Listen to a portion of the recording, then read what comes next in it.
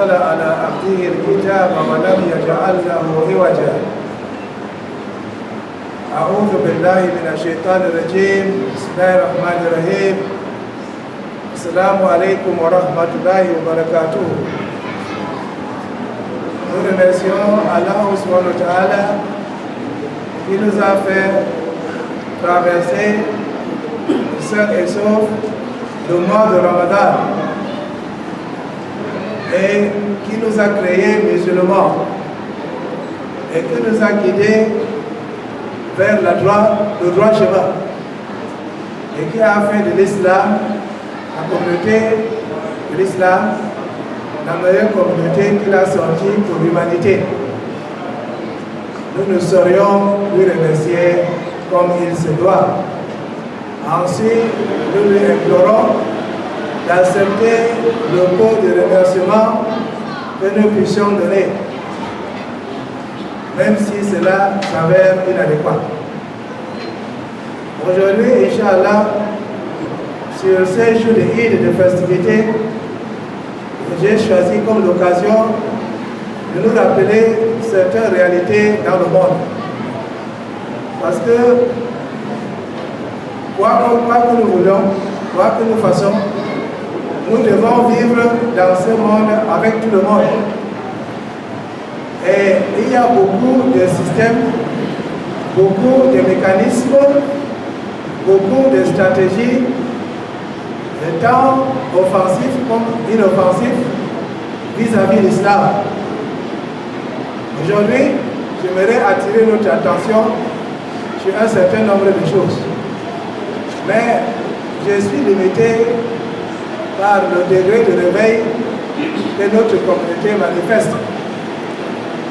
Alors pour lancer tous ceux qui sont avancés dans la recherche, j'aimerais vous lancer d'abord en vous donnant certains petits indices avant de retomber sur mon sujet qui est comment on réussit à infiltrer et contrôler les musulmans dans le monde. Ça, c'est ce sujet que je vais parler aujourd'hui. Et avant de commencer dans cela, j'aimerais lancer la réflexion avec deux petites propositions. Comme vous vivez aujourd'hui au monde de Google et d'Internet, j'aimerais que chacun de vous, avec votre Android, votre ordinateur portable ou votre téléphone Android ou Windows Phone ou iPhone, mettez un bon moteur de recherche comme Google et puis tapez dans ce moteur de recherche les êtres humains au sang bleu. C'est un peu mieux en anglais. Blue-blooded humans. Il faut déjà vous avancer en disant, lorsque vous allez le faire, vous allez avoir la réponse qu'il y a 7000 personnes qui vivent sur Terre dont leur sang est bleu. Vous comprenez bien. C'est-à-dire que lorsqu'ils se blessent, cette liquide qui coule, que pour vous et moi c'est rouge, pour eux c'est bleu. Et là, l'incitation à la recherche que je vous donne, c'est de chercher à comprendre qui sont ceux-là, qui ont le sang qui est plutôt bleu. Parce que cela va vous conduire à beaucoup de choses, y compris les Yadjuj et Madjuj et beaucoup d'autres choses qui sont très loin de notre sujet d'aujourd'hui. Mais c'est une façon de vous lancer sur la piste pour que ceux qui sont actifs, même après, comme on se voit seulement une fois tous les vendredis, même après, vont pouvoir avoir certaines informations. Allah subhanahu wa ta'ala demande dans le Coran, il dit أَوَلَمْ يَسِيرُوا فِي الْأَرْضِ فَانظُرُوا كَيْفَ كَانَ عَاقِبَةُ الَّذِينَ مِنْ قَبْلِهِمْ كَانُوا أَشَدَّ مِنْهُمْ قُوَّةً. Pourquoi est-ce qu'ils n'ont pas parcouru la terre? Ils verront qu'il y a des gens qui ont vécu sur cette terre-là qui étaient avant eux. Pourquoi ils ne parcourent pas pour voir le sort de ceux-là? Ils étaient plus forts qu'un achat de minhum. Pourquoi? Ils étaient plus forts que eux, c'est-à-dire nous.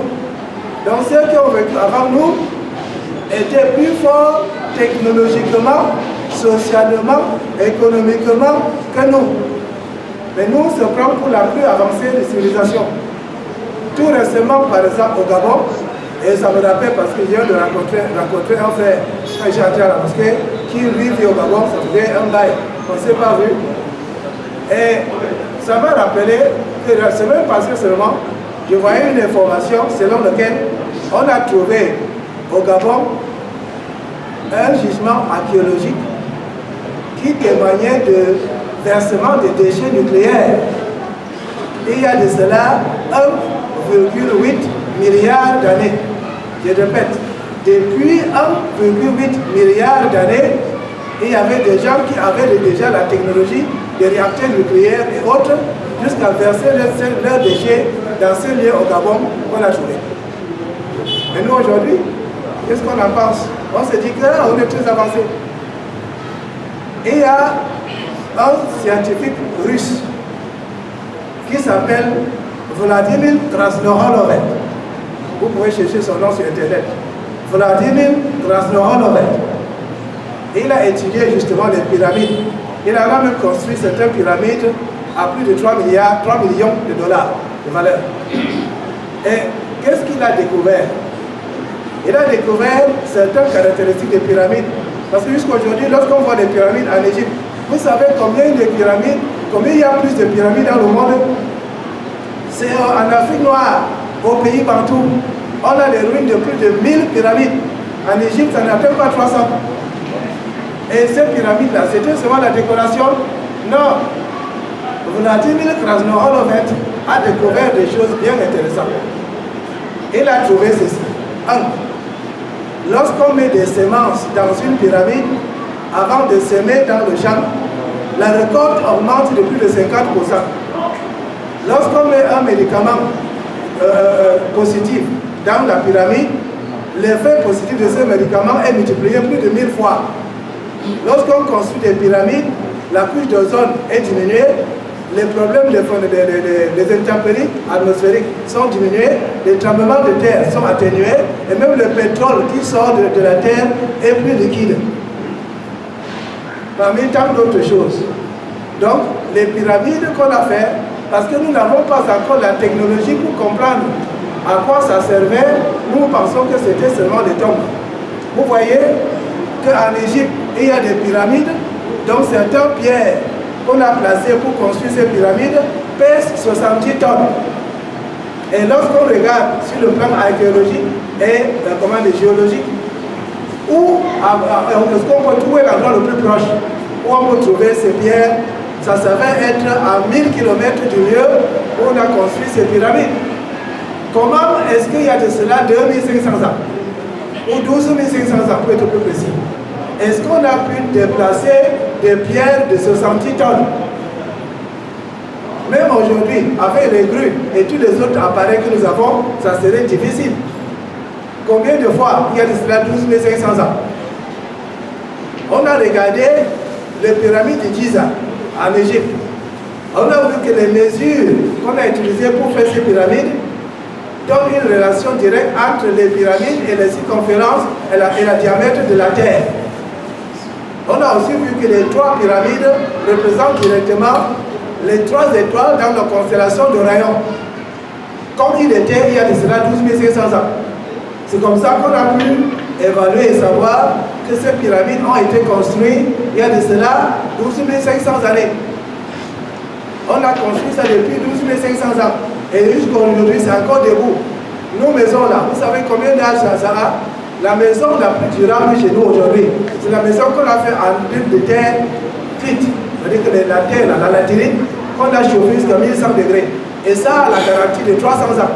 C'est-à-dire que la maison que vous bâtissez avec ça, ça va durer jusqu'à 300 ans avant de s'écouler. C'est comme fait avec les trucs de ciment là. Même 100 ans, ça va battre. Et les gens ont pu construire des choses qui a duré 12 500 ans. Et c'est encore valable. La pente de certaines de ces pyramides, c'est exactement égal au chiffre pi. On prétend que ce sont les Européens qui ont découvert le chiffre pi.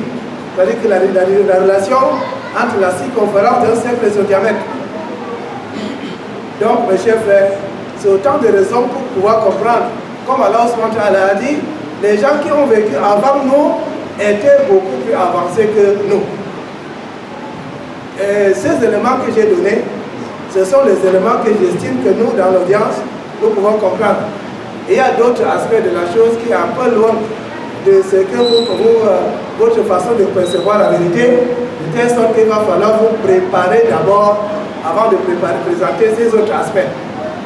Ça me permet donc d'entrer directement dans le sujet, comment on infiltre la communauté musulmane et les manipule. Aujourd'hui, la technologie est bien avancée, même si ça n'a pas atteint nos ancêtres, mais c'est à un niveau très important. Je vais vous donner quelques exemples des gadgets, des appareils qui sont déjà utiles et disponibles et qu'on s'en sert. Commencez par votre téléphone portable. Si vous avez votre téléphone portable sur vous maintenant, quelqu'un qui est dans le service secret anglais, en Angleterre, s'il veut, il va déclencher votre micro directement à partir de là-bas, et ici, ça va commencer à enregistrer tout ce que vous parlez. Donc il n'a même pas besoin d'envoyer l'espion. Vous venez ici afin de savoir ce que vous dites. Quand vous vous déplacez, au fur et à mesure que vous vous déplacez, tous les données de vos déplacements sont enregistrées. Ça veut dire que si vous êtes parti le matin, allez à Bonaloka, allez à Bonanjo, on est capable depuis Miami à Washington, ou bien Londres, en Angleterre, de savoir que celui-là, à telle heure, il était dans tel endroit. Rien que parce que vous avez porté votre téléphone portable. Et on s'en sert de toutes ces choses dans le sens de combattre l'islam. Lorsque la compagnie de transport urbain en Côte d'Ivoire, à Abidjan, précisément, vous voulez faire une étude pour savoir combien de bus il faut mettre sur quelle ligne. Là, ça demande beaucoup d'argent parce qu'il faut amener des enquêteurs avec des formulaires pour demander beaucoup de gens.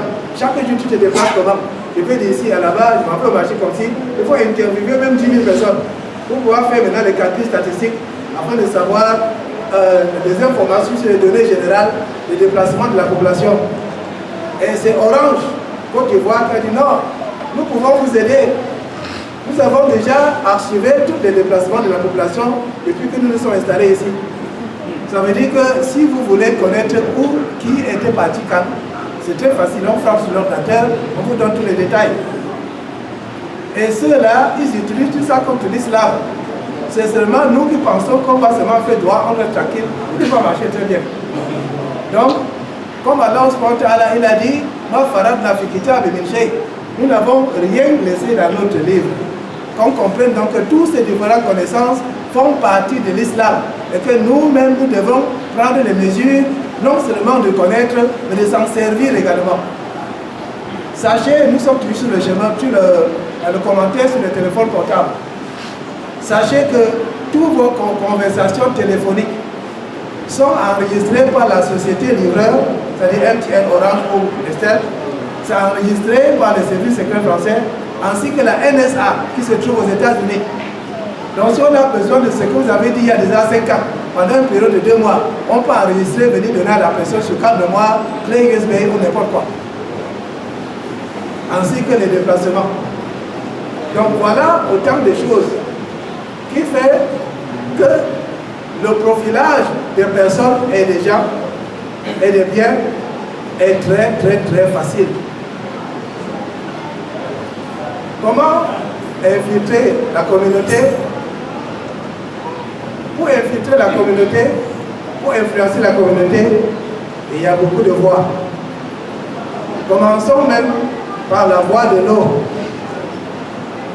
En 1920, en Sibérie, il y avait une prison de haute sécurité, là où les criminels les plus endurcis de l'Union soviétique partaient. On a choisi la Sibérie parce que la température est rude là-bas. Ça descend parfois à moins 60. Donc si vous voulez vous échapper, bismillah, on ne se dérange pas, partez. Vous n'allez pas faire 100 mètres avant de vous congeler. Mais ces prisonniers-là, on avait du mal à les garder calmes. Il y avait des révoltes. Ils attaquaient les uns les autres. On tuait les gardiens. Comment on va faire? Un scientifique a découvert quelque chose de très intéressant. Que si on les faisait prendre le fluorure de potassium, c'est un produit chimique, le fluorure de potassium, ça les rend dociles. Mais comme c'est des têtus, on ne peut pas les donner les comprimés, ils avalent tranquillement. Il fallait mettre ça dans l'eau qui circule dans tous les robinets de la prison. Parce qu'ils vont boire de l'eau. Et quand ils ont bu l'eau, ils sont devenus tout aussi. Voilà là où on est dit, ah mais les gens sont en train de s'opposer au communisme. Mais voilà la solution. Mettons ça dans l'eau qui circule dans toute l'Union soviétique. Comme ça, on adoucit toute la population. Ce que je vous dis, c'est en 1920. Depuis 1920 jusqu'à aujourd'hui, il y a certainement eu beaucoup de nouveaux produits qui fonctionnent soit dans le sens adoucissant, comme dans le sens excitant, comme on le veut. Ça veut dire que si on veut exciter une communauté quelque part, il suffit de trouver le robinet, le tuyau d'eau qui amène là-bas. On injecte quelque chose et brusquement vous voyez, les gens là commencent à se bagarrer, et la violence entre eux, et ainsi de suite. Sauf si vous connaissez, vous savez les mesures à prendre. Voilà dans quel monde nous vivons. Il faut donc que nous soyons conscients de ces choses-là. Et qu'on n'accuse pas tout le temps le chef d'État ou tel autre, parfois même c'est les prédicateurs. Donc les prédicateurs ne font pas leur travail. Nous voici en train de le faire. Parce que nous avons seulement le devoir de la parole. De dire, voilà ça c'est bon, ça c'est pas bon. Et l'autre aspect de la chose, sur la place de Hitt, j'ai parlé de 3 qualités d'amour. J'ai parlé d'attachement, j'ai parlé de l'indulgence et j'ai parlé de l'amour inconditionnel. Si nous avons ces qualités d'amour inconditionnel envers Allah, subhanahu wa ta'ala, on est protégé. Mais si c'est l'attachement, c'est que cet amour-là même peut être utilisé pour aider l'ennemi. C'est comme ça qu'on a formé un groupe qu'on appelle Al-Qaïda. Le mot Al-Qaïda, c'était le nom du fichier informatique qui existait dans l'ordinateur de la CIA, qui désignait les noms des combattants de Mujahideen en Afghanistan. C'est ce fichier-là qu'on appelait Al-Qaïda.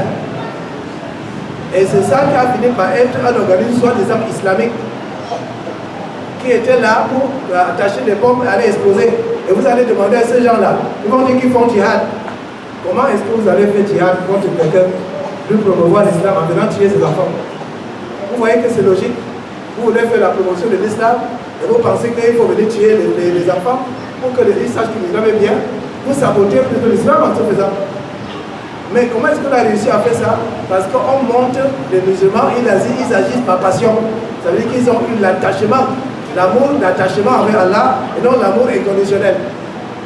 Et si nous ne contrôlons pas nous-mêmes ce qui arrive à nous, c'est comme ça qu'on peut abuser de nos enfants.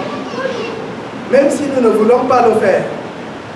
Il y a quelques temps, à côté de chez moi, quand l'histoire de Boko Haram la battait son plein, j'ai vu un blanc qui marchait doucement dans le quartier. J'ai enseigné les blancs pendant plus de 10 ans. Et j'en ai vu un seul qui a eu le courage de venir au marché central. La plupart ont peur, parce qu'il n'y a pas de loi là-bas. Il reste à Bonadio, Bonaparte sur l'aéroport. Et je vois l'autre qui, dans ce quartier, il marche. Moi j'avais peur. Pourquoi? Parce qu'il peut venir comme ça, et il voit un enfant qui est peut-être porteur au marché, qui achète ces petites choses. Et il dit, fiston, viens, prends mon sac là, tu vas gagner dans la vente là. Moi j'attends mon ami ici, il ne connaît pas le quartier. Voilà 5 000, tu vas acheter les beignets en rentrant à la maison. La personne va voir que toute la journée n'a pas eu 1 000 francs. Voilà quelqu'un qui donne 5 000. Il va dans le bar, il place le sac et il lui dit, bon, cette lettre, tu vas mettre ça sur le sac. Comme ça, mon ami va venir, il va prendre. Il reste là, avec des lunettes comme la mienne. De nos jours, il y a des lunettes comme ça, qui sont en réalité des caméras vidéo. Non seulement des caméras vidéo, mais ça filme, ça envoie à distance. Ça veut dire que je retire, je mets ici, je pars, et tout ce que vous allez faire derrière moi, je connais. Donc, et il y en a qui ont la capacité de voir à travers le mur, avec le spectre de Royaume X. Lorsqu'il va aller entrer dans le bar, celui-là, il appuie la télécommande. Le sac explose, tu entres tout le monde dans le bar. Il appelle le siège. Cible numéro X225 a été atteint. Et tous les médias occidentaux vont commencer à montrer que les islamistes ont frappé. Ils ont tué les gens dans la boîte parce qu'ils n'aiment pas l'alcool, donc tout le monde ne doit pas boire comme eux, et ainsi de suite. Et généralement, le victime qu'on va choisir, c'est quelqu'un qu'on voit qui est régulier à la mosquée. On dit que c'est un fanatique. Et maintenant, quand on va venir trouver la lettre qu'on lui avait donnée, on va voir que c'est une lettre de suicide qu'il est censé avoir écrit. Que maman, je voulais faire ce djihad pour aller au paradis. Voilà pourquoi je ne t'ai pas dit. Voilà. Toi, la maman, tu n'as pas France 24, tu n'as pas CNN. Tu vas passer par comment pour dire que ton fils ne connaissait rien. Quand France 24, CNN, tout le monde est en train de dire comment il est kamikaze et comment il veut se tuer. Voilà comment c'est si facile de manipuler et de contrôler les musulmans. Aujourd'hui, encore, la capacité manipulatrice a atteint son comble, dans le sens qu'on peut détruire une économie rien qu'avec des manipulations des prix. Et pour que vous puissiez comprendre cela facilement,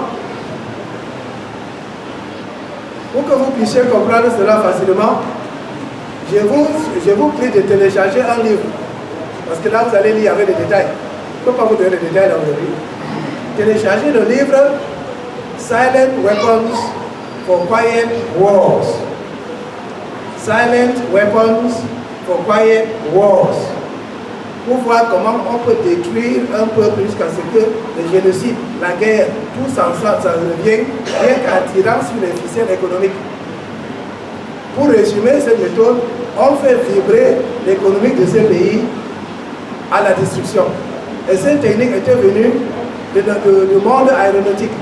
Lorsqu'on fabrique un avion, on fait vibrer une partie de l'avion, de telle sorte que les instruments captent les fréquences de vibration de différentes parties de l'avion.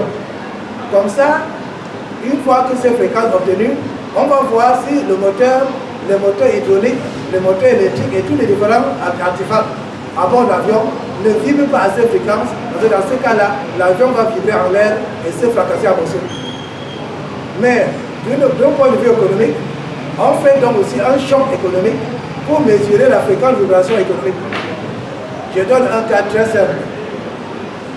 Tout récemment, nous avons eu un problème et on a bloqué les frontières.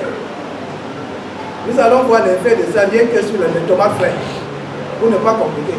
Lorsqu'on a bloqué les frontières, le marché de débouché des tomates frais, qui était le Gabon et la Guinée équatoriale, s'est avéré fermé.